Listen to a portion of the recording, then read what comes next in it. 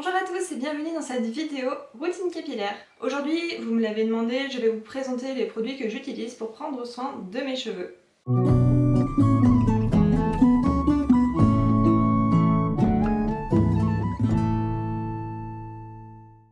Avant de commencer cette vidéo routine, je vous le précise, mes cheveux sont de nature plutôt grasse. Ils sont ondulés, plutôt fins et je n'ai pas beaucoup d'épaisseur. Je vais vous parler des produits que j'utilise tout de suite, je vais aussi répondre aux questions que vous m'avez posées. Et en dehors des produits, je vais vous parler des soins que je fais régulièrement. On commence tout de suite avec les produits. En premier lieu, bien évidemment, le shampoing. J'alterne entre deux shampoings différents. Le premier, c'est un shampoing de la marque Natura Siberica, de la gamme Super Siberica, celui au ginseng et à la biotine. C'est un shampoing qui est supposé être bon contre la chute des cheveux. Il est vrai que depuis que je l'utilise, j'ai un petit peu moins de soucis de ce côté-là. Après, est-ce que c'est un concours de circonstances? Je ne sais pas. Ce shampoing-là, c'est un shampoing qui se rapproche beaucoup au niveau de la texture et au niveau de l'utilisation, des impressions qu'on a à l'utilisation, des produits professionnels qu'on peut trouver dans un salon de coiffure. Les deux tensioactifs principaux de ce shampoing, ce sont le sodium cocosulfate et le décylglucoside. Donc il y a effectivement le sodium cocosulfate qui donne un pouvoir moussant, un pouvoir détergent assez efficace, et le décylglucoside qui agit en synergie et qui permet d'avoir quand même un lavage assez doux. En tout cas, ce shampoing convient très bien à ma nature de cheveux, je trouve qu'à l'usage c'est très agréable à utiliser. Au niveau du parfum, il faut apprécier, ça sent vraiment, vous voyez les bonbons gélifiés en forme d'ourson, voilà, c'est cette odeur-là. Donc si vous cherchez quelque chose d'un peu gourmand et qui est éloigné de ce qu'on peut trouver en général dans les produits naturels, je vous conseille vraiment celui-ci. Je vous affiche ici la composition précise ainsi que le prix de ce shampoing. C'est vrai qu'au niveau des actifs c'est assez intéressant, il y a de la biotine, il y a de l'acide folique et effectivement c'est vrai que je l'ai par exemple utilisé pas mal en postpartum et je perdais un petit peu moins de cheveux. Pour moi il a été efficace. Et donc ce shampoing je l'utilise en alternance avec celui-ci de la maison Berthe Guilhem, c'est le shampoing ultra doux cheveux normaux à gras. Ce shampoing-ci, pour ceux qui suivaient ma chaîne et mon blog il y a quelques années, eh bien vous savez que ça fait très longtemps que je le connais, que je l'apprécie et que je l'utilise. Les produits Maison Berthe Guilhem sont vraiment d'excellente qualité, ils ne m'ont jamais déçu au niveau des shampoings. Dans ce shampoing là il n'y a que des tensioactifs de type alkyle glucoside, il est extrêmement doux, que ce soit théoriquement au niveau de sa composition ou à l'utilisation. Si vous cherchez un shampoing très doux, labellisé bio, avec vraiment des produits d'excellente qualité, et en plus fabriqué en France, je vous recommande vraiment les produits capillaires de la maison Berthe Guilhem. Je n'ai jamais été déçue par ces produits et ça va faire bientôt 10 ans que je les connais. Comme tout à l'heure, je vous affiche juste ici la composition précise ainsi que le prix de ce shampoing. Alors pourquoi j'alterne entre deux shampoings? Il y a deux raisons à ça. La première, c'est que celui-ci est beaucoup plus doux, donc si jamais j'ai fait un masque très riche, je préfère le rincer avec celui-ci. Et aussi pour une autre raison, c'est que ça fait plusieurs années que j'ai remarqué maintenant que quand j'utilise uniquement le même shampoing, il y a toujours un moment où ça va commencer à moins bien laver, à être moins efficace. Et je n'ai pas du tout ce problème quand j'utilise deux produits différents. En plus, c'est vrai que celui-ci, j'essaye quand même de l'économiser un petit peu. Celui-ci fait 400 ml, donc la bouteille dure forcément plus longtemps. Voilà donc pour ce qui est du shampoing. Ensuite, au niveau de l'après-shampoing, j'utilise celui-ci. C'est le Detox Organics de la marque Natura Siberica. Sur le packaging, c'est marqué hydratation et volume. Vous savez, si vous avez regardé ma dernière vidéo, ce que je pense de ce genre de termes.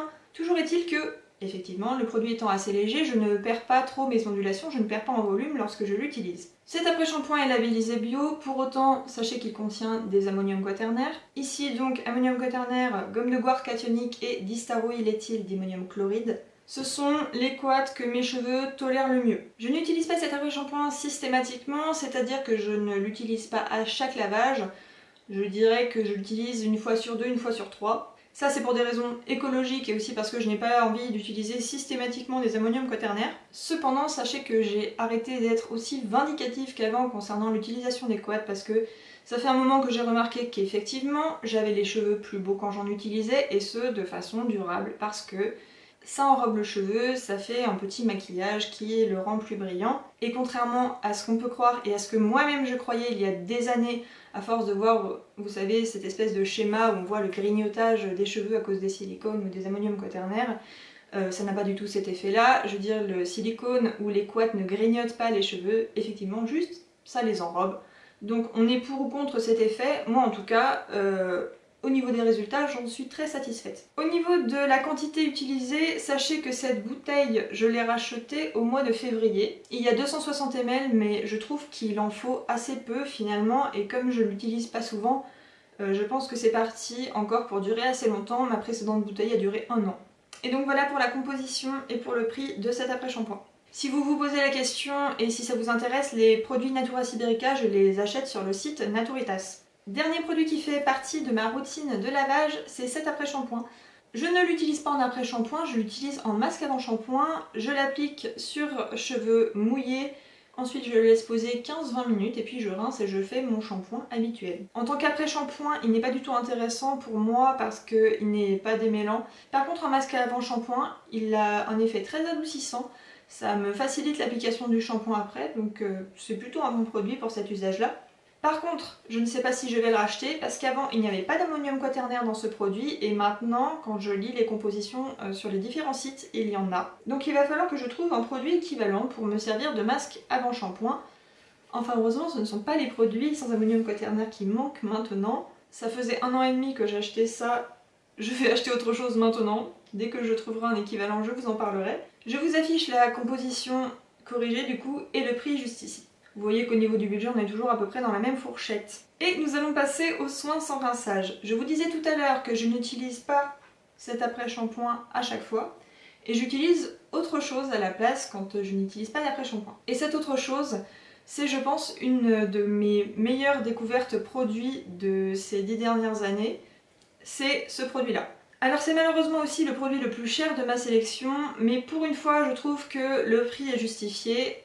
Je vais vous expliquer pourquoi. C'est la brume magnétique de la marque De Novo. Et alors, il faut savoir que j'ai les cheveux qui s'en mêlent vraiment très facilement, malgré ma nature de cheveux qui paraît facile d'entretien.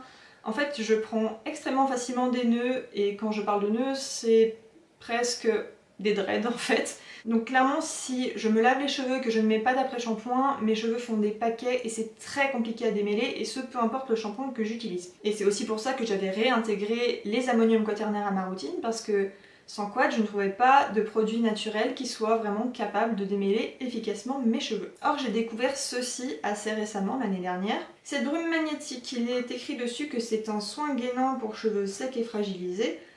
En réalité, son intérêt premier, c'est qu'elle est démêlante, et ce, sans ammonium quaternaire. Et quand je dis qu'elle est démêlante, elle est vraiment extrêmement efficace. J'en mets 3 pressions de chaque côté sur mes cheveux que je sépare en deux, donc j'en mets 6 pressions en tout. Et j'arrive avec 6 pressions seulement à démêler toute ma longueur, et c'est quasiment instantané.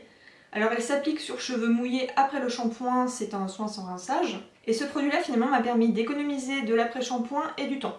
2 avantages quand même non négligeables, et c'est un produit qui n'est pas du tout alourdissant. Une fois les cheveux secs, c'est comme si on n'avait rien mis dessus. Donc c'est typiquement le genre de choses qui convient à ma nature de cheveux. Je vous mets la composition précise et le prix ici. De la même façon que je recommande la marque Maison Berthe Guilhem, la marque De Novo, malgré le fait que j'ai pu réintroduire des produits plus conventionnels dans ma routine, malgré plein de choses, celle-ci, ça reste une des marques indétrônables qui est toujours resté plus ou moins dans ma routine. Et ça, c'est vraiment un produit d'excellente qualité. Maintenant pour moi, il a 2 défauts.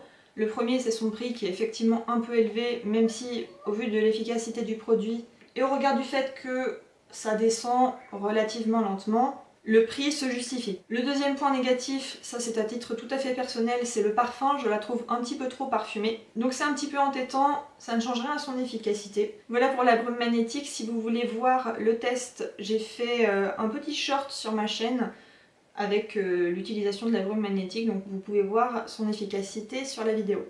Deuxième soin sans rinçage que j'utilise régulièrement, c'est l'Oleo Silk de la marque De Novo. Cette huile, je la connais depuis longtemps, je la rachète régulièrement. J'avoue que j'en achète majoritairement en seconde main. De temps en temps sur Vinted, j'en vois passer une, je la prends tout de suite. Parce qu'en général, pour les soins capillaires, j'ai une fourchette qui est entre 7 et 15 € et je ne la dépasse pas. Et ces 2 produits-là de la marque De Novo sont les seuls qui dépassent ce budget. Ce produit, c'est un produit à base huileuse avec notamment de l'huile de sésame, mais aussi des huiles estérifiées et des esters d'acides gras. Pour moi, elle est très économique puisque j'utilise une seule pression et je peux faire toute ma chevelure avec. La composition et le prix s'affichent ici. Et voilà pour le deuxième soin sans rinçage. Si vous avez un peu de mal avec les huiles, qu'en général ça rend vos cheveux un petit peu poisseux, ou que vous avez comme moi les cheveux qui ont tendance à devenir assez gras facilement. Celle-ci ne me fait pas du tout graisser les cheveux, donc je peux vous la recommander si vous êtes dans le même cas que moi. Enfin, nous allons passer au dernier produit de ma routine capillaire dans les soins sans rinçage, et c'est cette huile. Alors attention, cette huile. Il y a quelques années, moi-même j'aurais hurlé en la voyant, j'aurais crié au scandale, crié au greenwashing. Cette huile, je l'utilise extrêmement rarement, je vais vous expliquer pourquoi. C'est l'huile avocat nourrissant de la marque Inecto. À mon avis, il n'y a pas 1 gramme d'avocat là-dedans, et je vous dis ça au sens propre puisque l'avocat arrive après le parfum dans la composition. Cette huile, ou tout du moins ce produit, je l'utilise uniquement parce qu'il y a du diméthicone à l'intérieur. Le diméthicone, c'est un silicone. Moi-même, j'étais la première à diaboliser les silicones, à dire que c'était pas bien, que ça grignotait les fourches et je ne sais quoi. Tout ceci n'est absolument pas prouvé scientifiquement. Le fait est que grâce à ce produit-là, j'ai réglé un problème que j'avais depuis plusieurs mois de cheveux qui fourchaient et qui cassaient. Donc pourquoi je vous en parle? Pour vous faire aussi un petit peu déculpabiliser. Parce que concrètement, il vaut mieux utiliser 1 fois, 2 fois, 3 fois, si ça permet de régler un problème durablement, un produit qui contient des silicones, plutôt que de tester 50 produits bio, qui n'ont pas tous des flacons en verre recyclables, etc. n'est-ce pas? En plus, c'est un produit qui ne coûte pas cher du tout, et heureusement parce que pour le coup, il était hors de question que je mette le prix dans un produit contenant des silicones. Pourquoi j'ai choisi celui-ci plutôt que n'importe quel produit de supermarché contenant des silicones? Eh bien parce que celui-ci a quand même une composition assez courte et il ne contient pas de conservateur problématique, au hasard le phénoxyéthanol. Là, c'est vraiment un mélange de silicone avec du parfum et une goutte d'huile d'avocat histoire de faire du greenwashing, on est d'accord. Mais malgré tout, eh bien, ce produit m'a été utile. Je ne l'ai pas utilisé beaucoup, j'ai dû l'utiliser entre 3 et 4 fois en tout. Ces dernières années, mes cheveux ont été assez malmenés, notamment parce que j'ai eu 3 grossesses, donc j'ai eu 3 fois des chutes postpartum assez importantes. Et puis forcément, des manques de temps, une certaine négligence, plus le temps de faire des soins pendant quelques mois. Et quel a été le résultat de tout ça? Eh bien mes cheveux ont stagné en longueur et surtout ils cassaient vraiment énormément. J'avais des fourches sur à peu près 10 cm malgré le fait que je coupais régulièrement, malgré le fait que je faisais de nouveau des soins, il y avait un problème. Les soins ne suffisaient plus à rattraper l'état de mes cheveux et vraiment je n'avais pas envie de couper mes cheveux plus que nécessaire. Très honnêtement, si j'avais dû couper mes cheveux à ce moment-là en prenant en compte tout ce qui était abîmé et tout ce qui aurait mérité d'être coupé, je serais passée d'une longueur au coccyx que j'ai actuellement à, je pense, quelque chose comme ça. Et je n'avais vraiment pas envie de couper mes cheveux, j'aime avoir les cheveux longs, c'est comme ça fait partie des choses qui me font plaisir et qui me font me sentir bien. Donc je me suis renseignée sur les différents produits qui existaient. J'ai vu qu'il y avait toujours des soins réparateurs qui prétendaient réparer les ponts de disulfure, etc. Comme j'ai un petit doute à ce sujet, mais que, comme toujours, le point commun de ces produits-là était qu'ils contenaient quand même des silicones, je me suis dit, bon, et si on arrêtait un petit peu de diaboliser ça, et si on se posait la question? Il était bien entendu hors de question que j'achète le fameux masque K18 qui coûte une fortune et je n'ai pas du tout envie de mettre ce genre de prix dans un produit pour cheveux, soyons honnêtes. Donc plutôt que de dépenser des centaines d'euros dans des produits dont je n'étais pas sûre du résultat, je me suis dit, eh bien prenons un produit avec des silicones de base et testons. Et au final, j'ai bien fait de tester puisque ça m'a évité de couper. J'ai juste fait une petite chasse aux fourches, une petite coupe comme ce que je faisais habituellement. J'ai utilisé 3-4 fois ce produit et je n'ai plus eu de problème. Comme quoi, parfois ça vaut le coup de remettre un petit peu ses idées et son idéologie en question pour sauver ses cheveux quand ça s'avère nécessaire. Si vous voulez, j'en étais arrivée à un stade où, quand je prenais, c'est un test très simple, je prenais une petite pointe de cheveux comme ça, je tirais dessus, et là normalement, alors que le cheveu a une élasticité et une résistance, plein de cheveux se cassaient dans ma main. Donc j'ai testé avec ça. Donc qu'est-ce que j'ai fait? Eh bien tout simplement, je faisais mon shampoing comme d'habitude pendant environ 3 semaines. Sauf que j'ai utilisé ça. Donc j'ai utilisé mon soin sans rinçage et toujours sur cheveux mouillés, j'appliquais ce soin-là. Je mettais vraiment une toute petite pression entre mes mains que je faisais chauffer, puis je l'appliquais uniquement sur les longueurs et les pointes. La première fois que je l'ai utilisé, je sentis une différence, mais c'était pas non plus extraordinaire. Par contre, à partir de la deuxième fois, j'avais vraiment une grosse différence au niveau de la texture de mes cheveux. Ils étaient plus glissants, plus doux. Forcément, ça commençait un petit peu à s'accrocher. Donc les 2 fois suivantes, j'en ai utilisé beaucoup moins. Et au final, maintenant, je ne l'utilise plus, mais je le garde quand même en réserve au cas où il m'arriverait de nouveau cette espèce de problème de fourche. Par contre, le détail qui effectivement est typique de ce genre de produit, c'est que ça rend les cheveux raides. En tout cas moi je perds très facilement mes ondulations quand il y a ne serait-ce qu'un ammonium quaternaire un petit peu trop lourd. Alors effectivement une huile de silicone, vous imaginez bien que je n'avais plus du tout les cheveux ondulés, j'avais les cheveux raides. Mais ça m'a permis d'avoir un petit enrobage, une petite protection supplémentaire sur mes cheveux qui a été très utile puisque maintenant je peux reprendre ma routine telle quelle sans silicone. Et concrètement, ça m'a permis d'éviter une coupe drastique. Alors, certes, c'est pas du tout un produit naturel, c'est pas du tout un produit écologique, même si je vous assure que vous seriez très surpris du désastre écologique que représentent certaines huiles essentielles, qui sont pourtant acceptées par les labels bio. Mais clairement, ce n'est pas pire que, par exemple, le masque K18 ou d'autres produits de grandes marques qui sont censés faire des miracles. Alors peut-être que ces produits-là marchent très très bien, je ne les ai pas testés, je ne peux pas vous en parler, mais pour l'usage que je voulais faire de ce genre de produit, ça me suffit très bien. Toujours si ça vous intéresse, la composition détaillée et le prix du produit s'affiche juste ici. Alors je ne vous recommanderai pas spécialement celui-ci en particulier, mais sachez que, en tout cas pour moi, ça a fait une petite bouée de sauvetage le temps qu'il fallait. Et voilà, vous avez vu tous les produits que j'utilise pour ma routine capillaire. En tout et pour tout, il y a 2 shampoings, un après-shampoing, 2 soins sans rinçage différents, et aussi cette huile que j'ai utilisée pour sauver mes cheveux et que je vais ranger au placard jusqu'à la prochaine fois où j'en aurai besoin. Et maintenant je vais répondre aux questions que vous m'avez posées. En combien de temps as-tu obtenu cette longueur et peut-on réellement accélérer la pousse? C'est une très bonne question. Mes cheveux actuellement arrivent au coccyx. En combien de temps j'ai atteint cette longueur? Eh bien, en fait ça fait un bon moment que mes cheveux stagnent à cette longueur. Disons que ça fait environ 2 ans. Cette longueur au coccyx, j'ai mis quelques années pour l'atteindre. J'ai commencé à laisser pousser mes cheveux en 2012.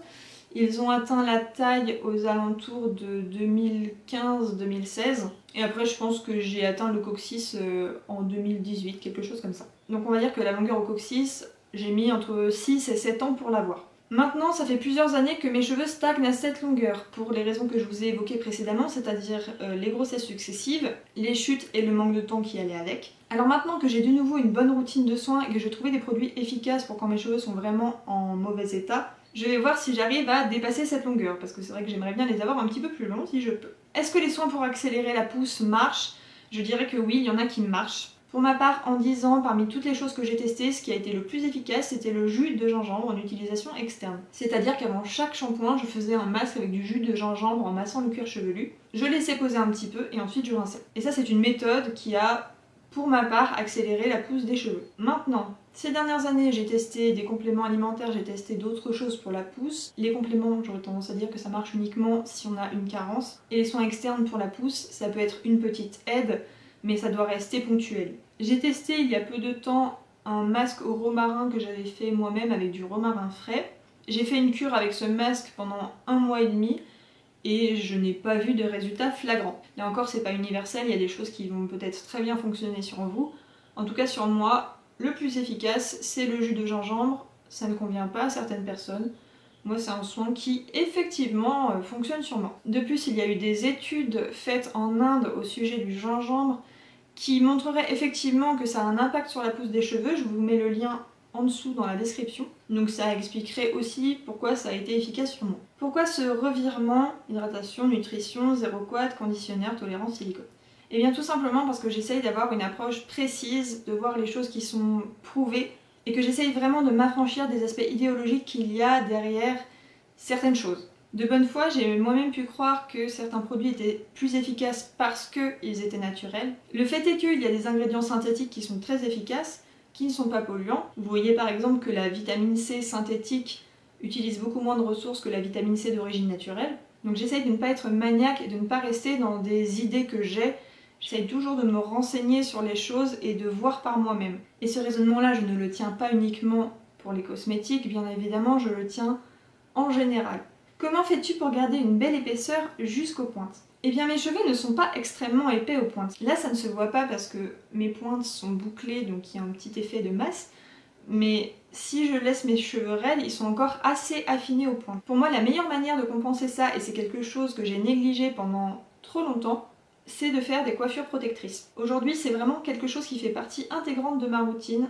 La coiffure protectrice, protéger mes cheveux la nuit pour éviter les frottements. Les coiffures protectrices, déjà, ça permet de garder mes pointes bien brillantes, d'éviter de perdre mes ondulations, et en plus, vraiment, ça fait une protection supplémentaire et je vois une grande différence depuis que je protège mieux mes cheveux la nuit. Pendant plusieurs années, j'ai fait juste une tresse sans mettre quoi que ce soit par-dessus mes cheveux, et depuis que j'utilise un foulard en soie pour envelopper la tresse et pour tresser mes cheveux carrément avec le foulard, je vois une très grosse différence. Donc ça répond aussi un petit peu à ta deuxième question, Mélusine, comment protéger au maximum ses pointes des frottements quotidiens. Je dirais que la meilleure protection c'est quand même la nuit avec une coiffure protectrice, et pour la journée, soit on peut les garder en chignon, soit on peut simplement mettre un soin sans rinçage. Pour ma part, c'est vraiment suffisant. Soignes-tu ton cuir chevelu en plus du shampoing? Je ne fais rien de plus que le shampoing pour le soin du cuir chevelu. Avant, je faisais pas mal de gommages, des gommages au marc de café, des masques à l'argile. Finalement, ça n'a pas plus d'intérêt, je l'ai vu au fil des années, donc maintenant je me contente simplement de faire un shampoing et aussi des masques avant shampoing. Comment les coiffez-vous quotidiennement? Au quotidien, j'ai souvent les cheveux détachés, comme je suis là maintenant. Sinon, je fais un chignon bas ou une tresse, je varie un petit peu les coiffures. Des cheveux qui s'en mêlent tout le temps, pourquoi et que faire? Je suis un petit peu dans cette situation, mes cheveux s'en mêlent très facilement, et pour moi ce qui a vraiment changé les choses, c'est d'utiliser quasi systématiquement, en tout cas une fois sur deux, un jour sur deux, un soin sans rinçage. Ça me permet d'avoir les cheveux beaucoup plus gainés, qui glissent beaucoup plus facilement. Donc si on a des problèmes de nœuds comme moi, ça vaut le coup d'essayer. C'est tout pour cette vidéo routine capillaire, je garde vos questions pour une prochaine vidéo sur les cheveux. J'espère que cette vidéo vous a plu, vous a été utile. N'hésitez pas à me détailler votre routine capillaire dans les commentaires en précisant votre type de cheveux car ce sera sûrement utile à d'autres personnes. Je vous souhaite une très bonne journée et sur ce je vous dis à bientôt dans une prochaine vidéo.